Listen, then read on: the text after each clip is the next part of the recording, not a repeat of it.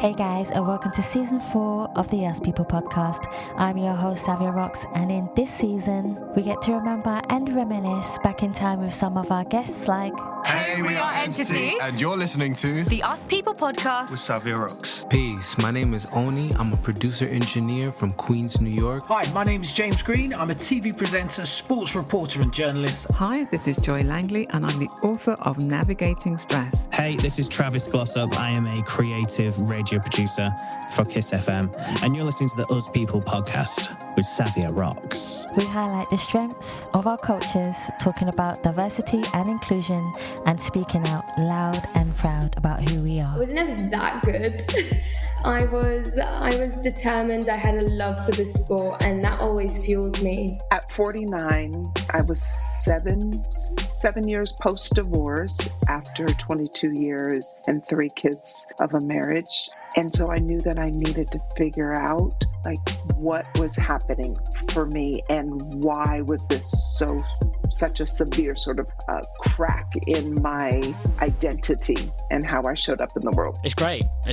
I'm glad, because I'll be honest, I didn't really work that hard at uni, so it was good to leave uni and really get on it, really because I also, as a person, I think I value productivity. A lot of people live to work. I think I am one of the work to live guys, but because my work is amazing, that's all right with me.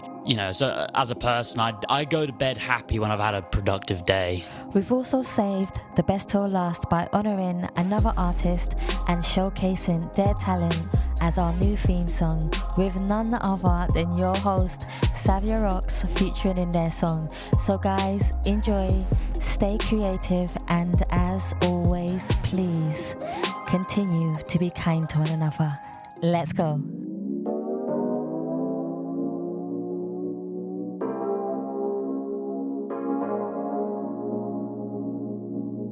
Hi, my name is Iona Jenkins, and I'm a creative writer, author, and poet inspired by nature, art, angels, land, and legend.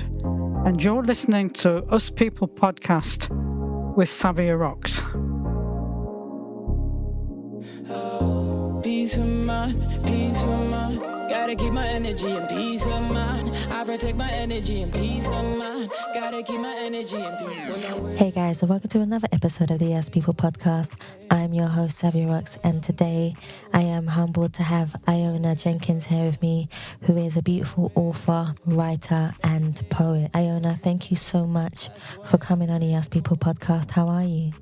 I'm fine, thank you, Savia, and thank you for inviting me. It's a privilege. You're more than welcome. So my first question for you is, could you tell me about yourself, where you grew up, and how that influenced you to be the person who you are today? Okay, I grew up near Leeds. In the north of England. And I actually grew up in a mining community. My father was a coal miner, as was my grandfather and my great-grandfather. There was an Irish Catholic influence in the background. And so I guess I had a working-class upbringing in a village, not far from Leeds. I attended a local primary school, which... because he was out in the country, we had a lot to do with nature. I love and that's that. where I started getting into that.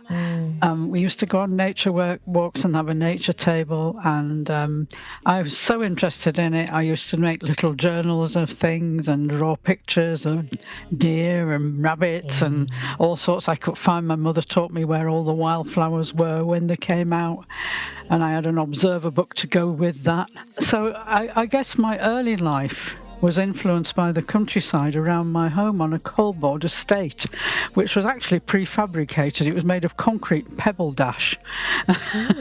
But it was our own house. We'd actually stopped living with grandparents. My mother's parents owned a small holding.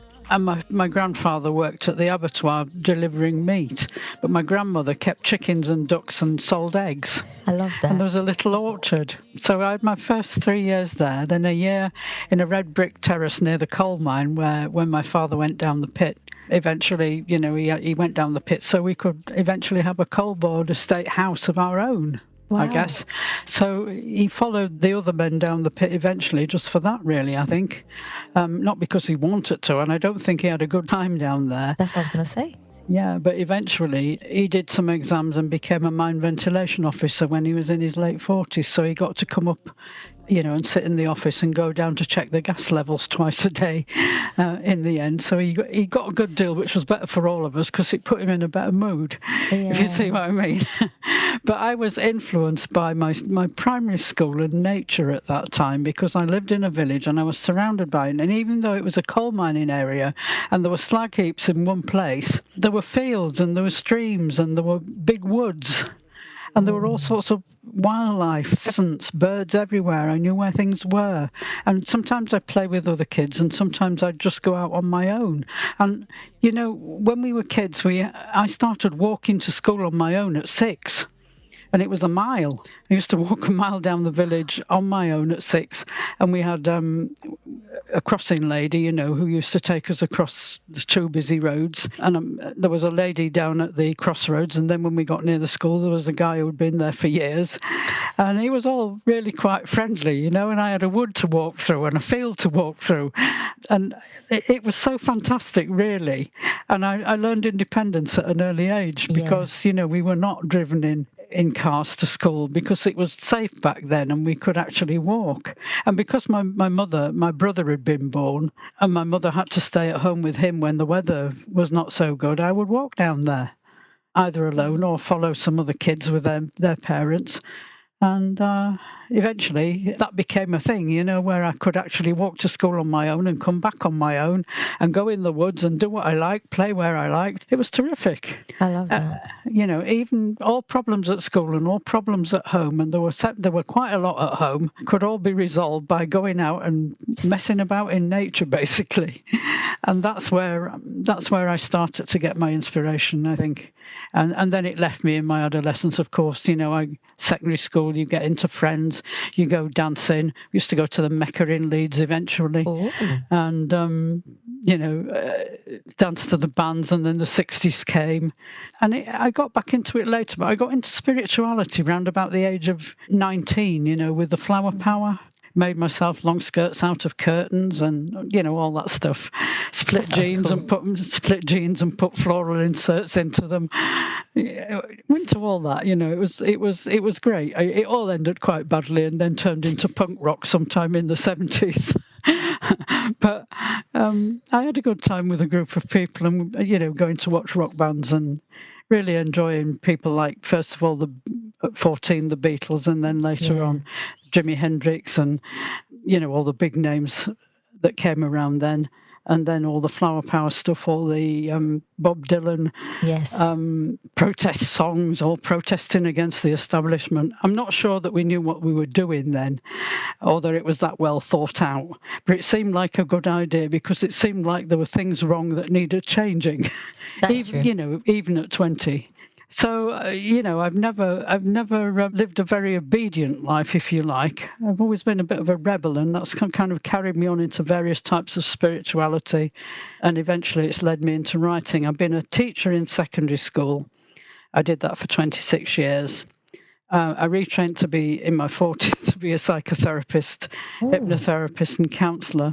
And I worked in London. I was in London then. I moved from Leeds to London. So I did a lot of stuff there. I'd worked with individual counselling in community trust in an organisation that sent me into secondary schools as well.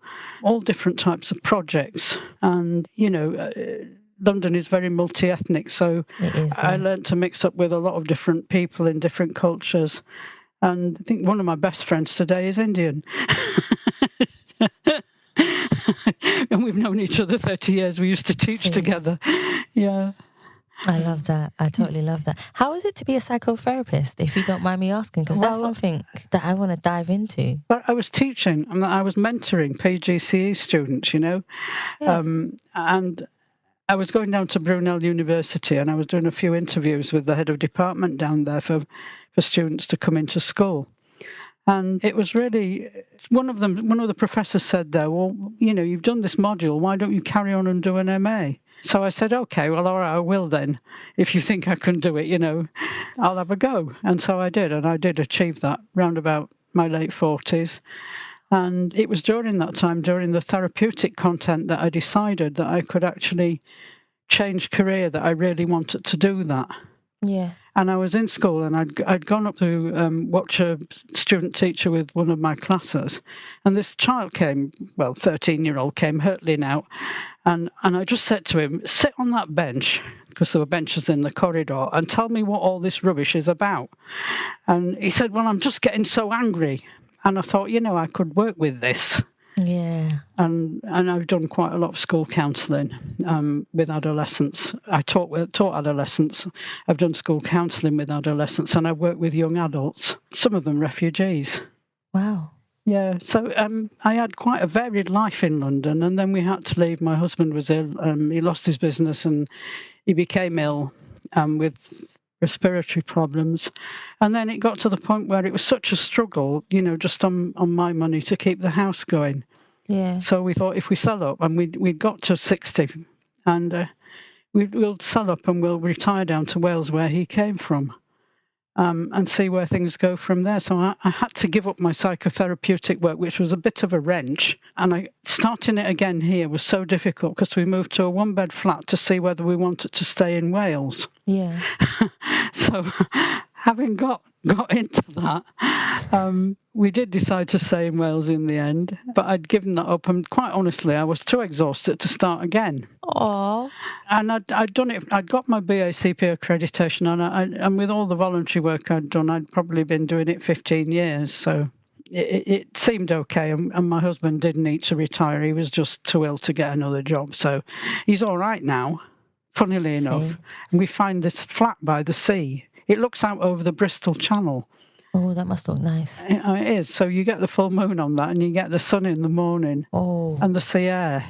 And it's only a 2-bed flat, but it's got such a massive view that it's incredible. Me, I would bring my cameras out there, and I'd be out there, like, literally every day, just to see the beauty of night and morning. I know. Sometimes I'm up at dawn, and I go out and I follow a Druid path these days, so I sometimes sing the Awen to the dawn. And if you sing the Awen to the dawn at this time of year, there's a dawn chorus of birds accompanying you. So it's just quite incredible. Wow. And that's where I got into Druidry, and I decided that really I could be a writer now. I've been writing poetry for years, and maybe I can write, and maybe I can do that full time. We take our pensions, we have a bit left from selling up in London, and we'll just retire, and I'll write, and I'll try to write stuff that gives people a more beautiful outlook on life. To try to lift people out of all the horrible rubbish that's going on. Oh, tell me about it. Show them a vision of beauty and harmony and peace, just through words. And the old bards, used to tell stories and poetry, and they used to lift people by doing that around the campfires in old Celtic times. And I thought, well, why can't I do that with a book? Exactly. So that's what I attempted to do To Sing with Bards and Angels. It isn't an academic book. It just flows. It flows in creative spirit. It's just as it came. And I've developed this, what people call a lyrical voice. I like that. And when I read it, people say it's very soothing or almost hypnotic, but then I have been a hypnotherapist. So for how many? I've actually been hypnotized 4 times, and I can say it does. If you have the right hypnotherapist, it does actually change your life. I agree. I think it works the same as counselling. If you've got the wrong counsellor, it doesn't work. Exactly. And if you've got the wrong hypnotherapist, I don't think it works. And I used to do a mixture of the two, a little bit of counselling and then to move on into hypnotherapy when I'd really worked out what was going on. I'd have some scripts prepared, and then I'd take a few away. After talking to the person, you have to develop empathy with that person first. And that worked brilliantly. And you're absolutely right. I had such a success with stopping smoking just because of the empathy with the people. Although that wasn't my main thing. My main thing that I managed to work with was anxiety and lack of confidence. Oh wow, and those are two really strong points. Even today, like people have, I can't remember the word now. I was going to say it, but it's totally slipped my mind. Confidence is definitely one of the things that people have a huge lack, and because of what's going on in the world, people's confidence is dipping into an even worse place where mental health and depression comes into it big time. That's right, and it's like teaching people to reframe the story inside, because if the story's working better inside, it works better outside. And if enough of us can do that, maybe we can put enough little stars into the world, little flecks of light, that can actually lift things. It's all we can do, because being powerless to do anything against the great powers, but to actually work on the self. And to find a way through that dark forest inside and deal with all the challenges that come up. It's like in the King Arthur stories, it's like the quest. That's the one. You walk the way and the things come and get you, they all come up. And rather than just saying, well, I can't deal with this, or I'm going to ignore this, to sort of be with it and find out what it's about and where it came from and what strength it has. And then get it, if you get it to look at the sunlight, you can actually find the strength in it, apart, not just the thing that's bothering you. But most people think, oh, no, I don't like that part of myself. I'm not going to bother with that. But that's how you reframe the story. And people, if you use stories in hypnotherapy, that actually helps people. And you could actually get people to write their own narrative. Yes. To change things. And I think, well, this story isn't working for me. What do I do? What sort of thing do I need to change it? Well, I went to Italy, and I had this thing about the Catholic Church, because we were forced to go, when we were young, and we were forced to have communion. And I think we all were. Yes. Saying prayers was like a penance, it's a terrible thing. You've done these terrible things wrong, even though you're only 9. And so you've got to say 50 Hail Marys and 100 Glory Bees, And I thought, well, why is prayer a penance? Why is it a punishment? And I went to the Vatican that one day because I was looking around Rome. I'd been invited to stay with Italian friends who'd lived next door to us. Yeah. I sort of found something different in the art in the Vatican. It wasn't in the dogma or the rules, it was in the art. Now, the Vatican Museum is covered in art, floor to ceiling, in all the rooms. And it was the Sistine Chapel, which is the Pope's own place of prayer. And Michelangelo's brushstrokes, that's where it started. And in his statue of La Pieta down in St. Peter's, the amazing mother cradling the dead Christ. Yes. And the compassion on her face and the pain on his. And the way that had been sculpted, so that every muscle and sinew was visible. And all the bones, it was exquisite. I couldn't believe it. And I got into that, and I went back home. Or I went back to former neighbours, and I took my notebook outside and I sat down, and it was October, I think, and there were loads of ripe lemons and kiwi fruits, and late afternoon sunshine, and the earth looked red, and there were mountains in the background. And I sat down, and suddenly it was as if all those images of angels and fantastic colour, had all started to mingle in the sunshine. And I thought, this inspiration that Michelangelo had, and this inspiration that writes my poems, is a language of angels. Mm. So I wrote a poem called The Language of Angels there on the spot, which then appears in the book, I think, at the beginning of chapter 2. Mm-hmm. And that's where that started. And then here, when I came here, life was still very busy in London, and I used to go to the parks and gardens in West London to actually chill out, I had a Friends membership of Q, because it's so expensive to go into Q, but if you buy a Friends membership, you can go in as many times as you want. That's true.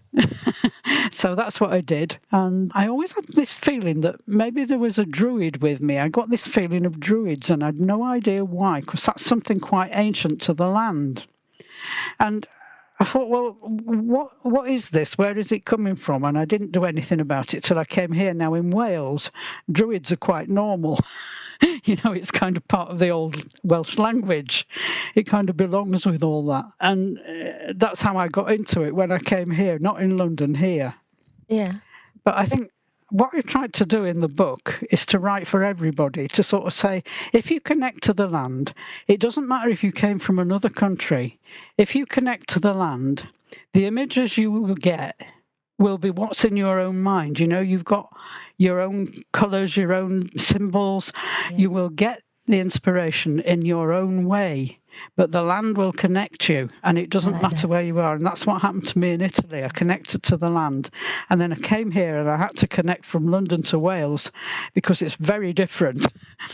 And I went out on my balcony, you know, this sophisticated life in London and all this stuff available to you and all these people to talk to. Suddenly it was very different. And I'm standing on the edge of the sea.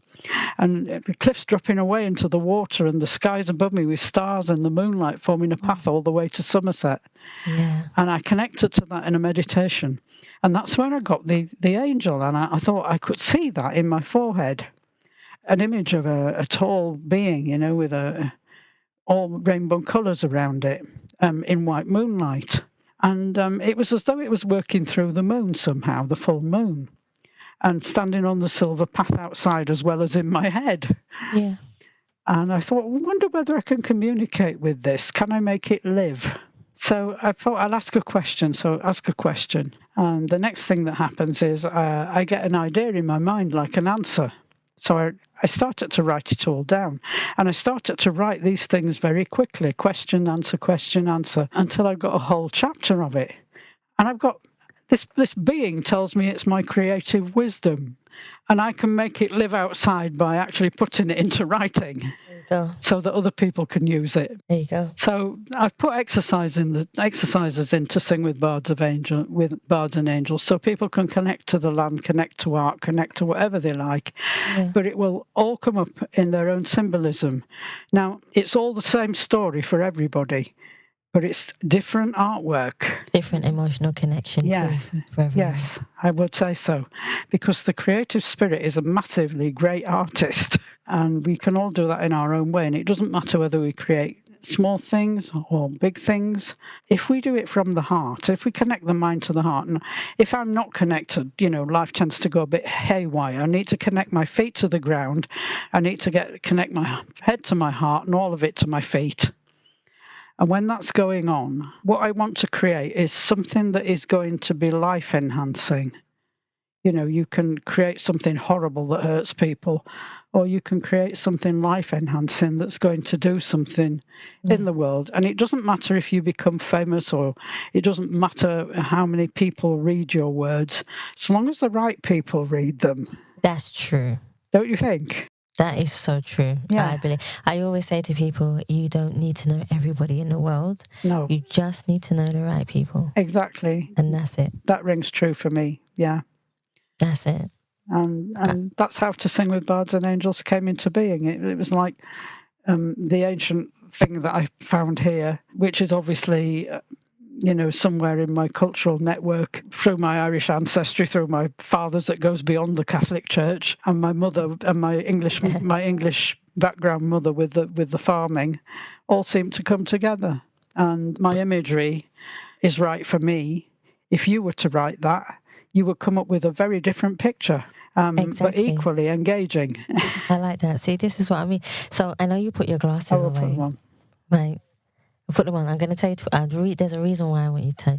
If I was to turn around and say to you, pick a poem or a section in your book that you feel resonated to you more than anything, I'm sure you have it already. What would you pick? I love to dive into people's lives. I love to dive into why people write and what it does for them. Okay. And you've told me so much as it is already. Could I kindly ask you to read anything within your book that has that meaning to you? I can read you The Language of Angels, which is where it started. Yes. And I can read you how I see, how in Dawn and Twilight, you know, how the world shifts and how I see the angelic world, if you like. So I'll start with The Language of Angels. This begins chapter 2. Each chapter of To Sing with Bards and Angels has a poem like a doorway into the chapter. Yes. There is peace in dove-grey mountains, and in this rich red Roman earth, as late October sunshine wraps my skin in its subtle scent of ripened lemons. The leaves turn slow from green to gold. I see my inspiration like a lighted lamp, and then my mind, becoming still at last, is more than just a little glad to be here in Italy. Such a warm, embracing place where my own creative truth outruns the waves of racing, restless thoughts, and the sound of my heart's voice rises, speaking soft in the language of angels. Mm-hmm. So that's where To Sing with Bards and Angels began. And in the magic of dawn and twilight, the spaces between night and day and night, the veil seems to lift as the other world begins to weave its delicate ethereal threads into the fabric of my fertile imagination. At such times, I have often experienced a strange feeling that I am standing in a painting. Since I am a spiritually motivated writer, I am taking as much responsibility as I can for creating my own life. As already indicated in my last conversation with my angel Astariel, I remain dedicated to the notion that humanity forms an integral part of the creative force, both spiritually and materially, which is why I now consider the development of love to be so very important. The angel realm appears in my internal landscape as a domain of exquisite colour and light, where words arise like notes from a celestial ocean, breaking in waves of sound and a flurry of bright wings upon the shores of human consciousness. I love that. I'm glad you like it. It's there are so many people who write, but then you know the people who write and it comes from a special place of meaning. And again, spirituality plays a big part because your emotions connect to your words, your words connect to your emotions, and everything is energy. Everything, our conversation, how you feel, what you touch, you know, the air you breathe, everything is energy. So when you implement that into your writing and your creative abilities to shine as a writer, to let the rest of the world feel it, they are feeling what you felt when you created a book. So I always say how important that is, and thank you so much for reading that. You're very welcome. Can I ask you a question? Oh, do you do this full time? This broadcasting? I do actually. I do it. It keeps me busy. I can imagine. It keeps me busy. Like behind me, I have the whole setup behind me, and then I'm obviously a professional photographer. I am an award-winning writer. That's why I connect with writers so much. And so I'm an award-winning writer and songwriter. So there's both of those. And I also do the podcast, which I love. Reason being is because I've never heard a podcast that takes people from all over the world, regardless of where you come from, what your profession is, and actually truly interview them for who they are and what they love and how they resonate with the world. And to me, that means a lot. And also the questions I ask, I haven't heard anybody else ask those type of questions in the way. No, I haven't been on a podcast like this before.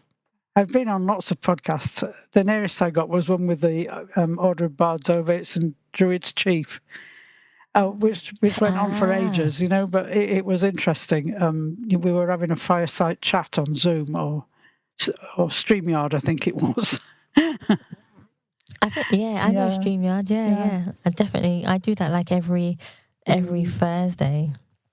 I do that, so it's really, really interesting to do. So have you? I love it. If I go onto your website, is your writing listed on there? Because I'd like to read it. I can send you some stuff. That would be lovely. Yeah. Like I'm more than happy to send you some stuff. That. Yeah. Thank you. Yeah. Okay. I've still got questions for you. Okay. So fire away. which is cool. No. So one of the questions I love to ask everyone is, it brings me more into understand what they've been through in their life that they may not have shared previously. So can you define yourself as a person, but who do you see when you look in the mirror? But on the flip side of that question, has there ever been a time where you have looked in the mirror and not recognized the person staring back at you? How did you manage to understand and want to come back to be either the positive person or just come back to a person of peace within yourself? I think it was in my early 30s, if I want to go back and pinpoint that. I'd had the flower power and I'd been married to a person that I'd, been very good friends with, and we'd had a great relationship. And then somehow things went wrong eventually, probably because we met when we were very young and we clung together because both our families were going through horrible things. And we got into flower power together and we got through all the music together. And he too, he was a writer, and he did poems and he played the guitar and all the rest of it. And then eventually it all went wrong and we broke up. And was it suddenly or was it was a gradual thing? And it was after we got married, but it really came to a head when we moved closer to his parents and we were not very far away. And then our marriage broke up, and it was like, didn't know what to do, I'd like been with this person for about, since we were in our late teens. And it was so difficult to cope with. And then I got into another relationship that really wasn't suitable and gave me more grief. Oh, wow. And I was teaching in school, and one day I'm sitting in the house that was our marital home. We had a little house not far from his parents. And I hadn't sold it at that point. I'd bought him out, so I didn't have to have too much disruption all at once. So what I did was I invited a friend round one day, and she said to me, she was a very clairvoyant, sort of sensitive person, and she sat in the room and she said, do you know, if you don't get rid of this house and move somewhere else, nothing will ever change. You'll continue to feel like this, lost, all at sea, abandoned. You'll never feel right again. So why don't you give yourself a break and have an adventure? So I put the house on the market. I'd started to not recognise myself, and my blonde hair had developed a silver streak. It's all gone silver now, but I was only 30 then, I developed this silver streak from stress. And you're right about looking in the mirror. I'm starting not to recognise myself, and I'd lost so much weight. People were sort of saying, are you anorexic? Have some cream buns. And everything seemed to be a mess, and it just seemed to be a lonely, horrible time, even though I had friends. Yeah. So I put the house on the market, and it sold very quickly. I moved into a rented flat for 6 months, closer to work. And I somebody suggested applying to a private schools agency because you can actually live in a private school. And it might give me some space to turn my life around. So I did that. I applied to a private schools agency. They said, where do you want to go? And I thought, oh my God, I don't know. So I just said, well, somewhere other than Yorkshire, because I need to have a different environment. I need a completely different experience. I can always drive in the car to see my parents and other people. I just a different experience. And I got an interview, and they gave me a job in a private school on the outskirts of London as a house mistress. So I was looking after the boarding house and teaching half a timetable. And it was during that time, at the end of that year, I met my second husband, who I'm still with now and who lives here with me. And, I eventually then went back into ordinary schools, into comprehensive schools, and that's where all the other journeys started. And because he's Welsh, we ended up in Wales. And my brother and my mother are in Lincolnshire. My mother's still alive, and they're in Lincolnshire. Yeah, she's in her 90s. I mean, she's in a care home now. She can't do anything for herself, but she's, she's happy and she's near my brother. And I go up when I can. Obviously, during COVID, that was very difficult. But I can do that now again on the train. Yeah. I love that. In a way, it's a really cool story. It shows that you've been through so much, but still managed to come out on the other side. And when I was a kid, of course, my parents were always having problems. My mother was 19 when she had me. And my father was only 20, I think, so they were a bit young and they were a bit green, and they did the best with what they had. But they had a lot of problems, and I fended for myself quite a lot. I developed quite a big independent streak then. Wynne always wants to take care of me, and sometimes I don't let him because it's kind of doing the independence, but sometimes I really appreciate it.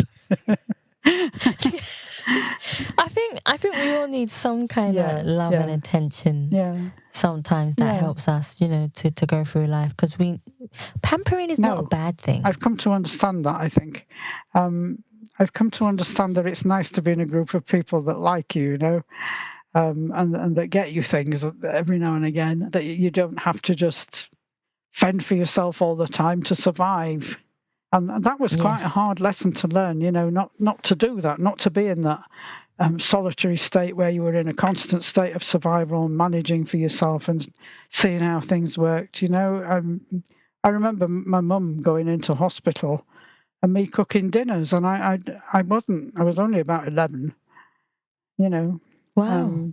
Been a lot of difficulties in my life. It hasn't been an easy ride, but we've had a fair bit of travelling. My second husband and I, we've been all over the place during the the glory days when we were earning a lot.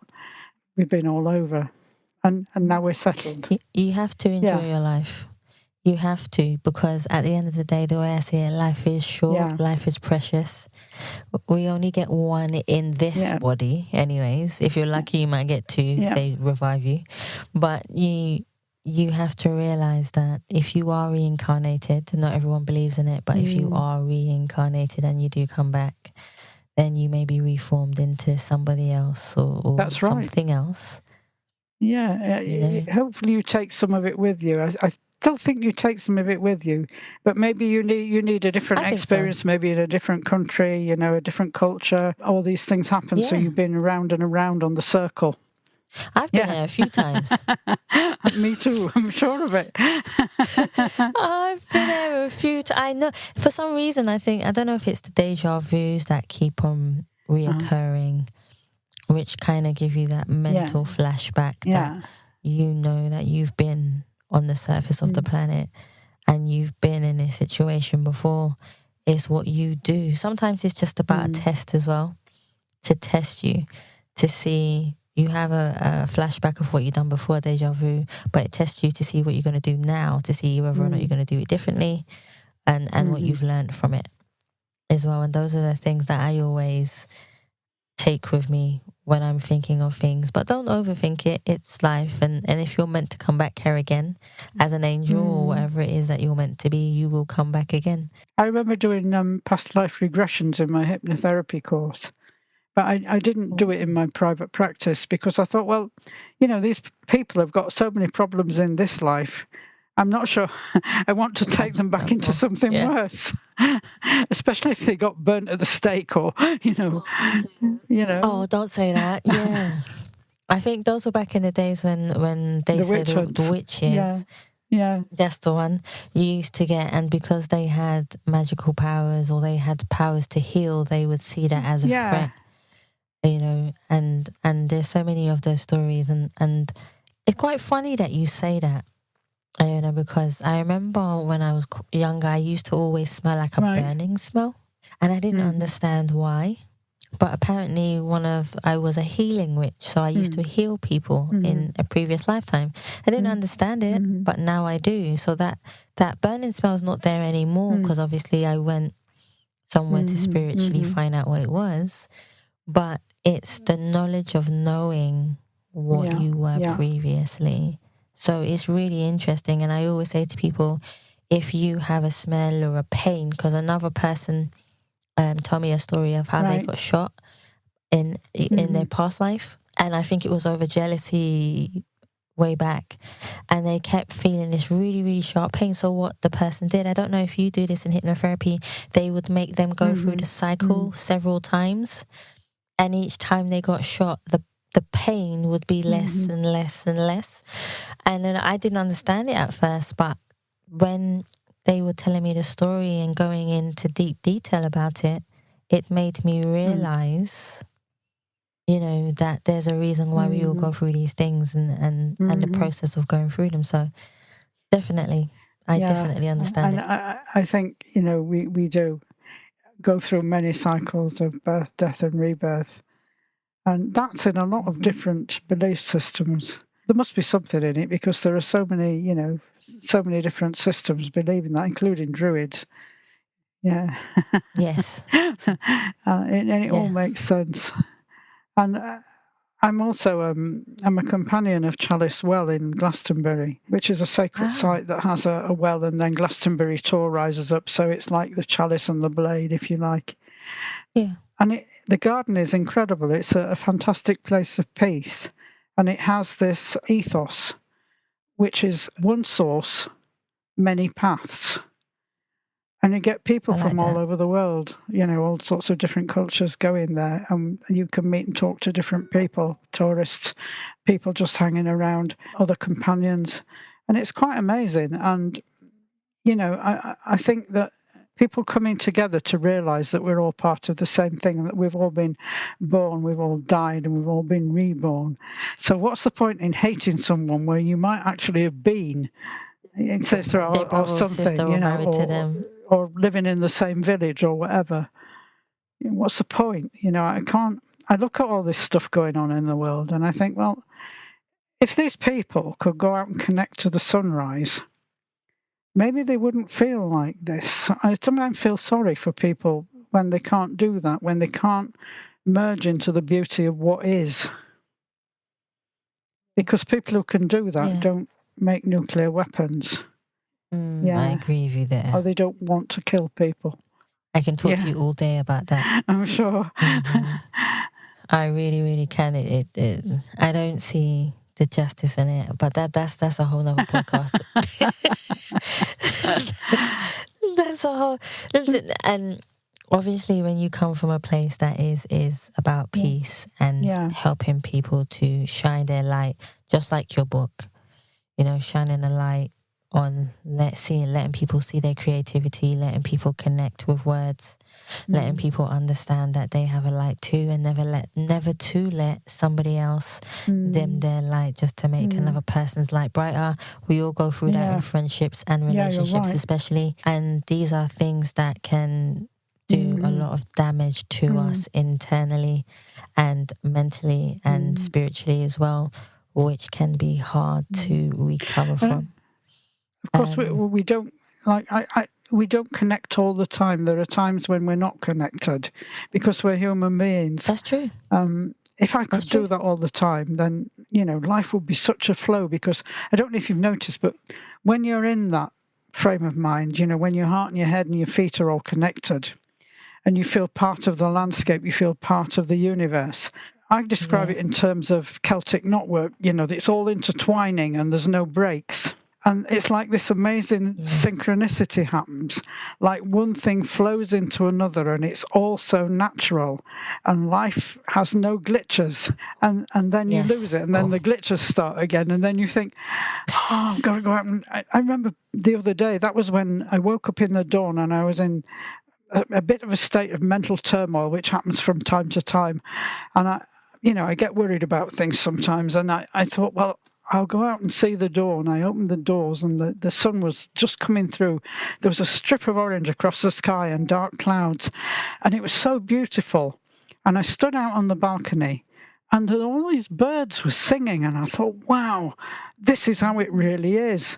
And I started to sing the Awen, which is the Holy Spirit of the Druids. I started to sing the Awen to the sunrise. Sing it 3 times, 6 times, 9 times, always in threes. And I'm singing this and I'm feeling that the birds are harmonizing with that. Or I'm harmonizing with the birds and the sunrise is harmonizing with all of us. You know, why was I worried in the first place? I feel kind of lucky because I have the ability to do that, whereas some people don't, and that's what happens with long-term depression, that people can't get out of it, and they can't, to reframe where you can actually be part of the sunrise and the dawn chorus. And some people who live in inner cities, for instance, need greenery. Yeah, it's so important to have parks. It's so important to have trees. And for everybody, people need to connect to grass. And I think that's why I got a membership of Kew Gardens, because I used to go on the tube every day, to wherever I was going. You're always under somebody's armpit and it's packed out and it's raining and you can just smell wet clothes. Really awful.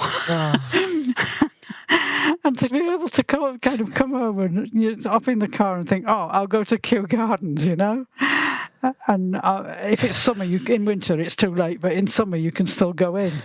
And on Saturday I'll just go lie around in the wild parts of Kew Gardens, or maybe Richmond Park, or somewhere like that. Yeah, that's a nice Go see the deer. Richmond Park's a nice one. Yeah, I like those ones. I think my mission is to buy a farm.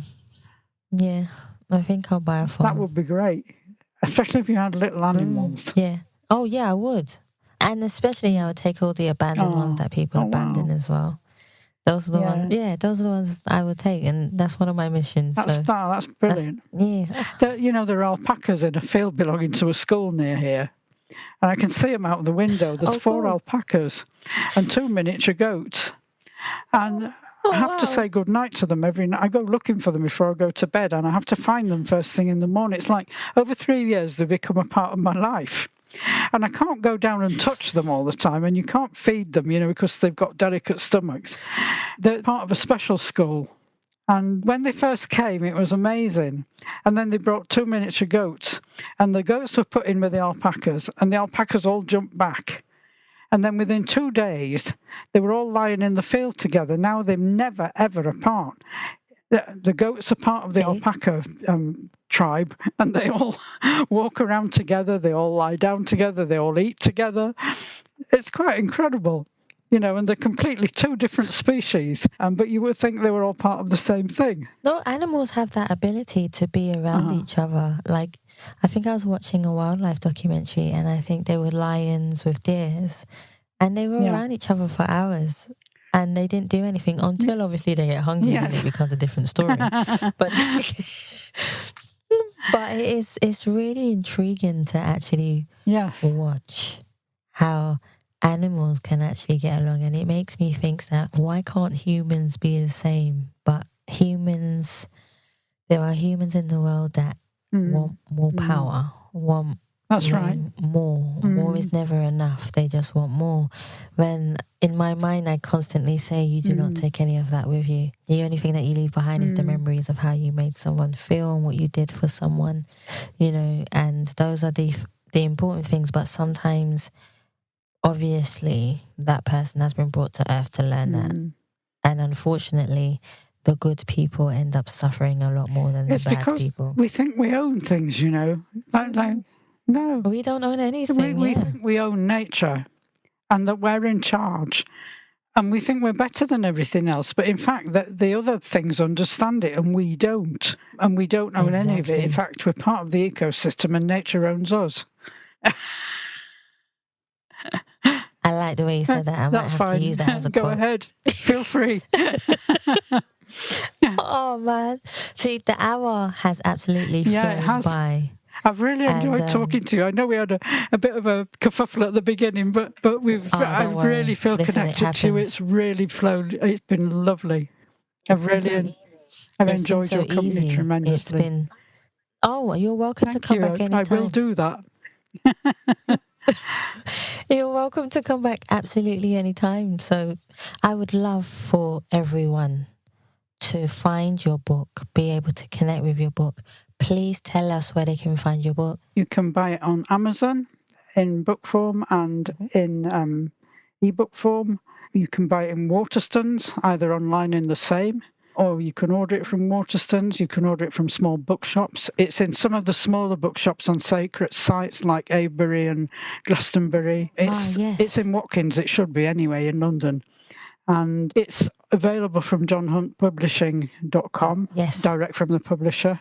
And if anybody wants to look on my website, which is www.ionajenkins.com, the page for To Sing with Bards and Angels, you will find all the different places it's sold. If people forget, they can actually check it out on the website. I've got a blog on there.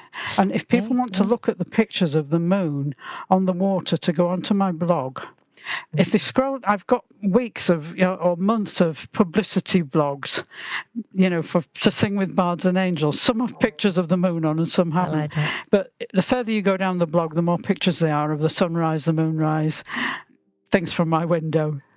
I'll put everything on the description for you guys so you can have it. So when this comes out, all you need to do is scroll right down, guys, and you'll see all of the information, the website, the social medias, where you can buy the books. And even if you want to contact myself to find out where to buy the books, I'll be more than happy to tell you with the permission of Iona, which I'm sure she'll be fine with. Iona, I want to thank you so much for taking your time to come on the Us People podcast, to share your story, to be vulnerable, to show your compassion, to bring your energy through the computer from where you are to where I am. It's been such a beautiful conversation, and I daily hope that we have many, many more in time to come. Thank you so much. Yeah, I hope so too. I've really enjoyed it, Savia, and I want to say thank you for inviting me. It's been a pleasure. You're more than welcome. You are humbly more than welcome.